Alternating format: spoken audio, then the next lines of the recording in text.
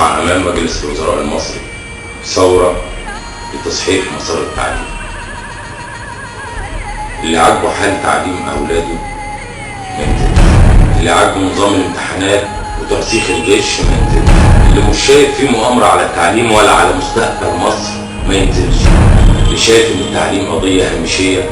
ما ينزلش، اللي شايف انتهام كرامة المعلم شيء عادي ما ينزلش، اللي مقتنع ان مرتبات المعلمين من اعلى المرتبات في الدولة زي ما المسؤولين بتقول ما ينزلش، اللي مش شايف فيه عنف في المدارس ولا قمع او قهر في المؤسسة التعليمية ما ينزلش، اللي ما يعرفش ان تقارير الامن لم توصف المعلمين انهم الفراخ البيضاء ما ينزلش. انا بشد